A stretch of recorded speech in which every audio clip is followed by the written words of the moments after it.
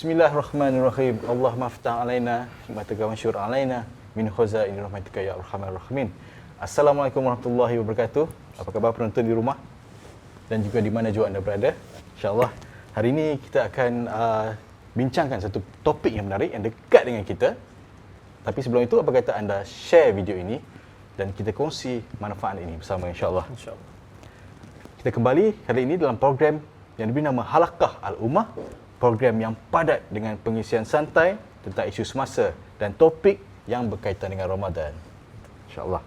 Halaqah Al-Ummah ini dibawakan khas oleh Majlis Perundingan Pertubuhan Islam Malaysia, MAPI Malaysia, dengan kerjasama Pasaraya Merhaba Store and Wholesale Sdn Bhd, Ladang Ummah Malaysia Sdn Bhd dan juga restoran Al-Arabi Mata'am. Seperti biasa, hari ini sebelah kanan saya Al-Fadil Fakhruddin Haji Zainul dan sebelah kiri saya Ustaz Ni Abdul Aziz Ni Muhammad. Apa khabar Ustaz? Sihat ke? Dah ready ke? InsyaAllah. Saya nak tembak soalan ni. Dia nak kena elak kan? Jawab. Kena jawab. Ustaz Ni Abdul Aziz, kita mula dengan Ustaz Ni dulu. Ustaz, semalam saya bertuah kerana jiran saya ada, orang kata, orang English panggil, orang Kedah panggil good gesture lah. Good gesture. Depa main hantar kat saya juadah berbuka puasa. Jadi alhamdulillah saya terima. Jadi apakah perlu saya nak balas? Maksudnya soalan ini sebenarnya tentang peranan kita dalam berjiran, Ustaz. Sebagai seorang Muslim, apakah peranan kita dalam menyantuni jiran-jiran kita? Silakan Ustaz. Bismillahirrahmanirrahim. Assalamualaikum warahmatullahi taala wabarakatuh. Alhamdulillah rabbil alamin wassalatu wassalamu ala asyrafil anbiya'i wal mursalin wa ala alihi wa sahbihi ajma'in. Alhamdulillah, syukur kita kehadrat Allah Subhanahu wa taala kerana kita diberi peluang dan juga ruang oleh Allah Subhanahu wa taala untuk meneruskan apa orang kata Ramadan kita pada kali ini. Ada di kalangan sahabat kita, keluarga kita yang telah mendahului kita tidak dapat bersama di dalam bulan Ramadan kali ini, bulan yang penuh dengan keampunan dan keberkatan. Jadi alhamdulillah. Jadi saudara Adli diberi oleh jiran kan. Maknanya halaqah kita hari ini tentang jiran. Jadi apa peranan kita? Kita kena lihat dua perkara. Yang pertamanya hak terhadap Allah Subhanahu Wa Taala dan juga hak kepada manusia yang lain. Kan? Hablum minan nas dan hablum minallah. Tapi sebelum pergi kepada hablum minan nas, kita kena meletakkan hablum minallah yang paling atas sekali, hak Allah Subhanahu Wa Taala. Okey, baik. Dan yang keduanya adalah hablum minan nas, hak kepada manusia. Dan manusia ni siapa? Jiran kita lah. Tambahan pula, kita negara Malaysia ni pelbagai bangsa, pelbagai budaya, pelbagai agama, ada Indianya, ada Cinanya, ada Iban, ada Kadazan.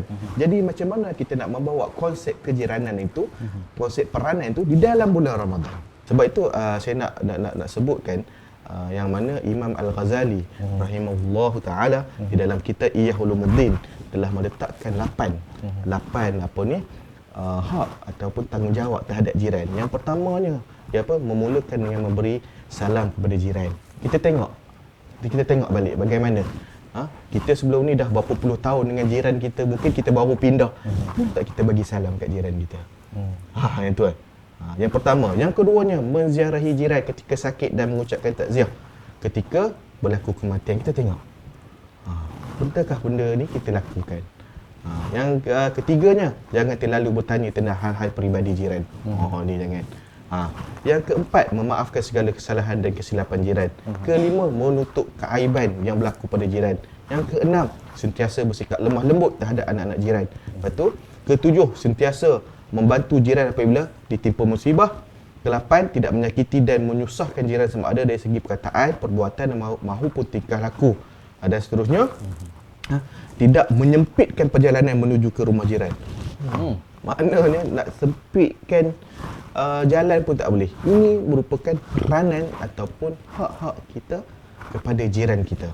Maknanya, adakah perkara ini telah kita laksanakan? Kalau kita laksanakan perkara ini, insya-Allah kita merupakan jiran yang terbaik buat jiran kita yang lain, insya-Allah. Mantap Ustaz, mantap. Itu kita sentuh pasal tadi tentang tanggungjawab dan juga keharmonian. Kita nak kepada Ustaz Fakhruddin saya nak bertanya. Mungkin ada kisah sirah sikit yang mungkin Ustaz boleh kongsikan pada zaman salafus soleh mungkin kita nak patah balik ke belakang. Nak belajar sikit pada orang dulu-dulu. Macam mana apakah bagaimana tanggungjawab sebagai jiran itu dilaksanakan Ustaz? Baik, terima kasih kepada saudara moderator yang dihormati Al-Fadhil Ustaz Ni. InsyaAllah, na'udzubillah minasyaitanirrajim. Bismillahirrahmanirrahim. Assalamualaikum warahmatullahi wabarakatuh. Innal hamdalillah nahmaduhu wa nasta'inuhu wa nastaghfiruh wa na'udzu billahi min shururi anfusina wa min sayyiati a'malina may yahdihillahu fala mudilla lahu wa may yudlil fala hadiya lahu. Asyhadu an la ilaha illallah wa asyhadu anna Muhammadan 'abduhu wa rasuluhu. Amma ba'd. Alhamdulillah dapat kita bertemu lagi dalam episod yang seterusnya. Selepas kita membicarakan tentang tajuk kita sebelum ni iaitu Ramadan dan puasa COVID. InsyaAllah bila sebut tentang kisah-kisah salafus soleh, dan semestinya kita nak ambil kisah yang terbaik sebagai panduan. Mestinya kisah yang terbaik kita rujuk pada baginda Nabi. Adapun begitu, kali ini saya nak bawa kisah daripada salafus soleh yang mana baginda Nabi Muhammad SAW sebut khairul qurun qarni. Sebaik kurun adalah kurun baginda Nabi Muhammad. Summal ladzina yalunahu summal ladzina yalunahu. Kemudian kurun selepasku dan kurun selepasku. Jadi saya nak bawa dua kisah pada zaman salafus soleh bagaimana ulama beradab dengan jiran. Baik, kisah yang pertama di mana Imam Syafi'i dia mempunyai jiran seorang Yahudi. Imam Syafi'i tinggal di rumah buah. Rumah atasnya adalah Yahudi tersebut. Jadi satu hari ini Yahudi ni ambil kesempatan untuk ziarah kepada Imam Syafi'i. Imam Syafi'i, Imam Muhammad bin Idris Asy-Syafi'i. Jadi bila mana Yahudi ini datang bertemu dengan Imam Syafi'i, melawat atau menziarah kepada Imam Syafi'i, Imam Syafi'i pun alu-alukan beri tempat duduk, sila duduk dan sebagainya, dan Imam Syafi'i pergi untuk siapkan makanan. Dan menjadi kebiasaan bila tetamu main, tak kisahlah orang Islam ke orang bukan Islam, disediakan makanan. Baik. Bila mana Imam Syafi'i masuk untuk sediakan makanan, Yahudi ini biasalah kan, mata dia kadang-kadang meliak sikit kan. Dia nampak satu sudut, satu ruangan di rumah Imam Syafi'i ini ada satu baldi. Di mana atas baldi itu nampak titisan air jatuh. Tak bocor. Jadi, bocor. Jadi Yahudi pun tanya, mai kok mana ayak ni kan? Jadi tak apa, selesai Imam Syafi'i menyiapkan makanan dan sebagainya, Imam Syafi'i membawa makanan untuk dihidangkan kepada tetamu tadi, walaupun dia seorang Yahudi. Jadi Yahudi ni pun tanya, wahai Imam, dari mana air itu jatuh? Dari mana air itu jatuh? Adakah disebabkan rumah aku di atas? Lepas tu Imam Syafi'i pun jawab, benar. Air itu memang asalnya daripada rumah kamu jatuh, dan Imam Syafi'i tak pernah tegur pun. Lepas tu Yahudi tanya, dah berapa lama air tu menitik jatuh ke rumah tuan guru kan, rumah Imam Syafi'i? Imam Syafi'i menjawab, lebih kurang 4 tahun. Masya Allah. Kan? Okay, lama. 4 tahun punya lama. Tapi Imam Syafi'i ambil inisiatif untuk tidak menegur jirannya supaya takut sakit hati kan, takut terasa hati akibat daripada teguran yang dibawa oleh Imam Syafi'i. Jadi Imam Syafi'i ambil inisiatif untuk diam diri. Ini buat akhlak salafus soleh ni. Kita ke bukan semalam kata dah komplain lah. bukan kata sehari kan. Kena terus report. Report pula boleh jadi report kadang ni mesti viral media sosial, report kat media sosial sebelum report dekat jiran. Betul. Tak ada akhlak kita seperti mana salafus soleh. Yang mana salafus soleh ikut kepada baginda Nabi Muhammad SAW. Baik, itu kisah pertama Imam Syafi'i. Kisah kedua Imam Abu Hanifah. Imam Abu Hanifah ni dia ada seorang jiran yang mana jirannya setiap malam karaoke. Sedangkan Imam Abu Hanifah setiap malam ada buat pengajian. Buat pengajian. Jadi tak sensitif tu. Buat pengajian. Jadi bayangkan rumah zaman dulu, kira dinding ni boleh tembus bunyi. Tak macam rumah lah ni. Jadi Imam Abu Hanifah masa duk ajak budak anak murid dia, dan jiran dia pun nyanyi, dia buat bising, karaoke dan sebagainya, dia biar sampai waktu yang lamuan. Lepas tu anak murid pun dia rasa macam awak yang imam ke ni? Biasalah kadang-kadang anak murid lagi naik tok syekh lagi daripada tok syekh kan, daripada tok guru kan. Itu anak pun pergi jumpa Imam ni apa. Wahai Imam, kenapa kamu tidak menegur jiran kamu ini? Jadi Imam Abu Hanifah berkata, fa innahu jari. Sesungguhnya dia ni jiran aku. Jadi sama konsep macam Imam Syafi'i tadi, nak jaga hati Imam Syafi'i, tak tegur. Berlalulah peristiwa itu sampai beberapa ketika, sampailah satu malam senyap, tak bunyi. Jiran dia tak menyanyi kan. Tak ada mood kot. Tidak apa. Bila disiasat dan bukan disiasat, bila Imam Abu Hanifah dapat tahu bahawa jirannya tadi tu telah ditangkap oleh penguatkuasa. Biasalah orang yang ada masalah dengan jiran ni, tak mustahil dia akan bermasalah dengan orang lain pula. Jadi bila mana Imam Abu Hanifah dengar bahawa jirannya tu telah ditangkap di penjara, malam tu juga Imam Abu Hanifah terus pergi ke penjara berjumpa dengan Governor. Ketuk pintu Governor untuk dilepaskan jirannya tadi. Insya-Allah kita ambil pedoman daripada dua kisah yang saya bawakan ini yang telah dikongsikan oleh ustaz-ustaz kita, untuk kita tanamkan dalam kita cara untuk kita santun jiran kita, insya-Allah. Masya-Allah, hebat Ustaz. Dua individu, okey, tapi yang saya faham tadi daripada dua cerita berkenaan Imam Abu Hanifah dan juga Imam Syafi'i. Dua tu jiran dia berdekatan, sangat dekat. Maksudnya satu di tingkat atas dan seorang lagi di sebelah. Kalau kita dapat jiran macam tu, kita dah tahu dia suka karaoke setiap malam, mengganggu kita, kan? Lepas tu bila dah kena tangkap, kita tolong lepaskan. Okey? Jadi cerita tu dia punya kisah tu menjadi aib bagi dia. Jadi mungkin hikmah, kita nak tahu macam hikmah di sebalik kita nak tutup aib jiran kita tu. Takkan kita nak bercerita kat semua orang. Betul tak Ustaz? Tapi sebelum Ustaz menjawab soalan saya tu, kita rehat dulu dan kembali selepas ini, insya-Allah.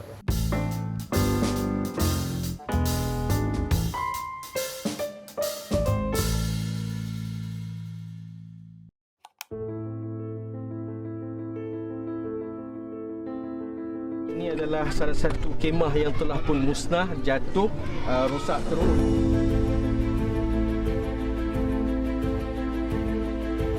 Hanya menanti masa untuk runtuh. Dalam keadaan duduk dalam kemah seperti ini bahayanya. Kemah ni terbakar, tengok ramai-ramai lari untuk datang. الوضع صعب وما يساوي عندنا بهالمخيم. شاف شلنا الاغراض راحت كل شيء ما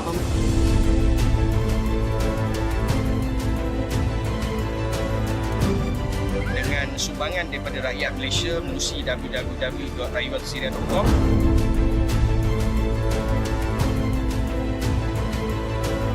Kita dapat bina sebuah rumah atau syurga kepada saudara kita yang sangat terdesak ini.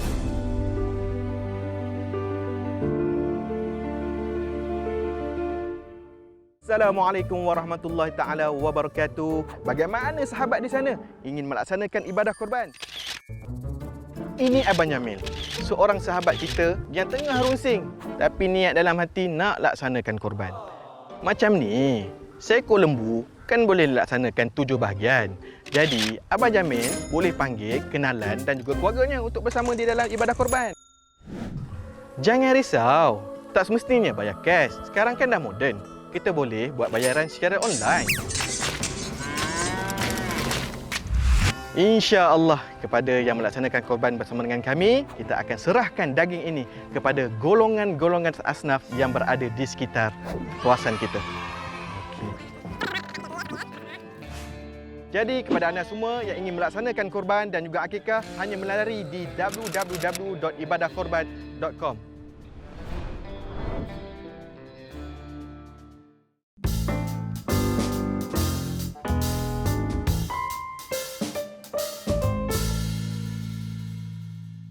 Alhamdulillah, kembali bersama kami dalam Halaqah Al-Ummah. Apa khabar jiran? Kita teruskan dengan topik hari ini. Kita terus kepada Ustaz Fakhruddin. Ya, insya-Allah. Tentang soalan saya tadi Ustaz. Yang jiran, pentingnya kita nak menjaga aib jiran tu. Silakan Ustaz. Apakah mungkin hikmah yang terkandung di sebalik kita menjaga aib jiran-jiran kita? InsyaAllah. Silakan. Terima kasih kepada saudara mereka atas soalan yang dikemukakan. Baik, bila saya sebut tentang kisah tadi, walaupun diceritakan tentang aib jirannya, kita tak tahu, tak disebut nama, betul? Dan kisah tadi tak ada nama yang menyebutkan si fulan adalah berlaku kepada yang mengganggu kuliah setiap malam daripada Imam Abu Hanifah. Tak ada amungan. Jadi di situ tak ada masalah dan tidak terbuka aib jirannya tersebut. InsyaAllah. Baik. Bila mana tersebut tentang tutup aib. Satu hadis yang famous bagaimana Nabi Muhammad SAW telah bersabda, mafhumnya, tidak ada seorang Muslim yang menutup aib saudaranya, melainkan di hari akhirat Allah akan tutup aib dia. Ini satu benda yang kita katakan syafaat yang sangat besar. Rahmat yang sangat besar Allah bagi kepada seseorang yang menutup aib saudaranya. Ini tak hadis ni tak tertumpu hanya pada jiran. Boleh jadi kita tutup aib saudara kita, adik-beradik kita dan sebagainya. Asbab kita tutup aib orang, Allah tutup aib kita. Begitu juga dalam hadis yang lain di mana baginda Nabi sebut ada orang yang suka mencari keaiban. Orang yang suka mencari keaiban ni Nabi sebut satu hari Allah akan buka aib dia walaupun dia duduk dalam rumah. Duduk dalam rumah, tapi ada saja cara Allah boleh jadikan ataupun Allah bukakan aib dia, asbab dia selalu cari aib orang. Jadi inisiatif yang kita ada sebagai jiran yang beriman adalah jiran yang sentiasa ataupun selalu menutup aib jirannya tanpa kita kongsikan apa-apa permasalahan yang berlaku di antara kita dengan jiran, hanya kita settle belakang. Jangan duk nak sebar dalam media sosial, nak sebar kat Facebook dan sebagainya. Tak mendatangkan solusi langsung. Tapi apa yang berlaku antara jiran, settle antara jiran.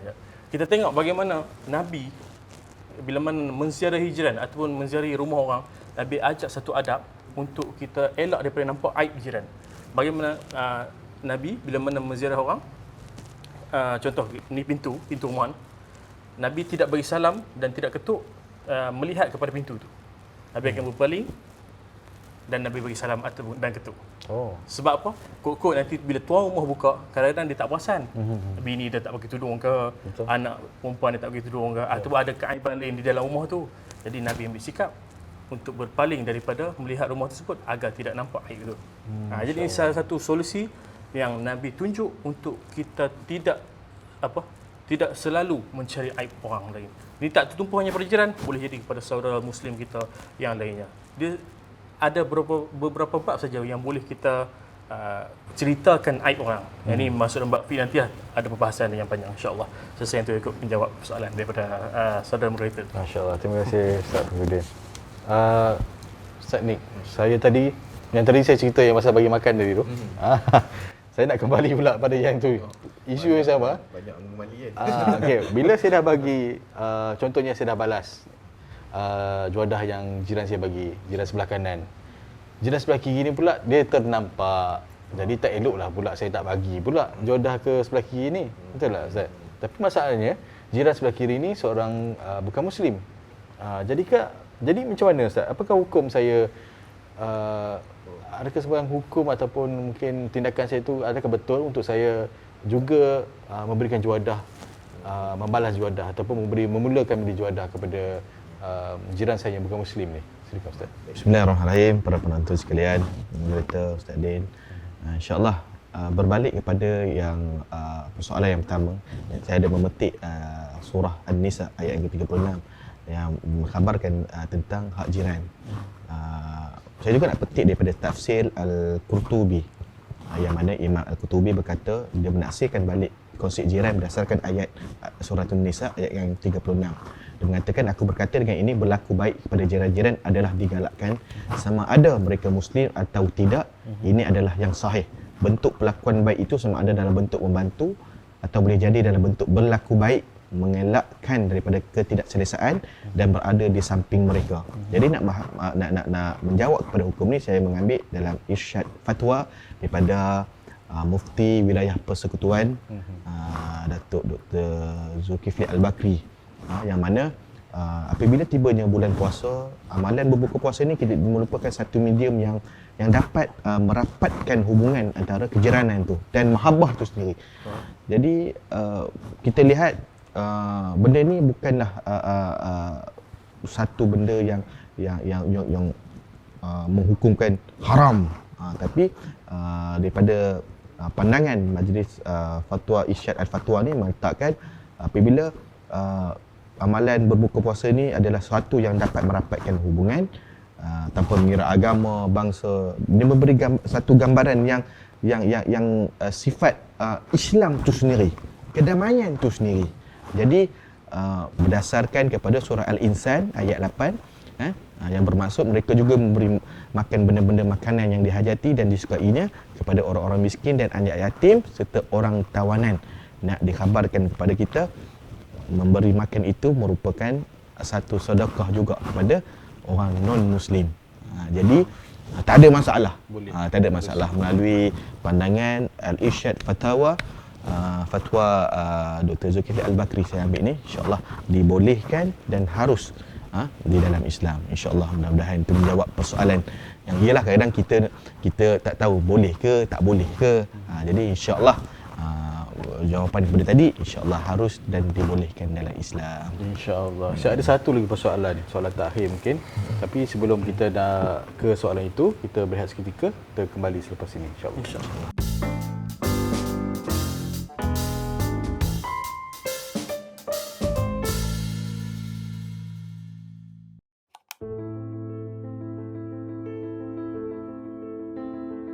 Ini adalah salah satu kemah yang telah pun musnah, jatuh, rosak terus.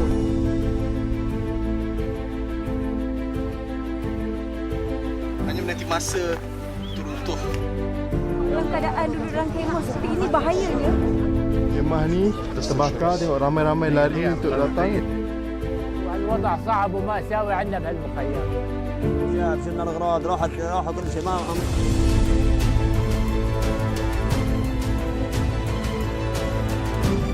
Dengan sumbangan daripada rakyat Malaysia melalui www.rayuansyria.com.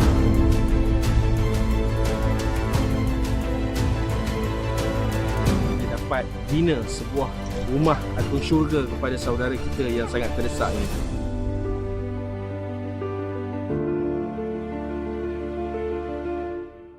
Assalamualaikum warahmatullahi taala wabarakatuh. Bagaimana sahabat di sana ingin melaksanakan ibadah korban? Ini Abang Jamil, seorang sahabat kita yang tengah runsing tapi niat dalam hati nak laksanakan korban. Macam ni, seekor lembu kan boleh laksanakan 7 bahagian.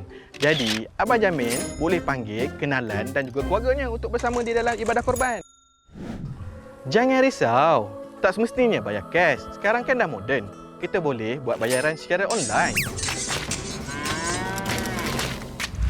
InsyaAllah kepada yang melaksanakan korban bersama dengan kami, kita akan serahkan daging ini kepada golongan-golongan asnaf yang berada di sekitar kawasan kita. Jadi kepada anda semua yang ingin melaksanakan korban dan juga akikah, hanya melalui di www.ibadahkorban.com.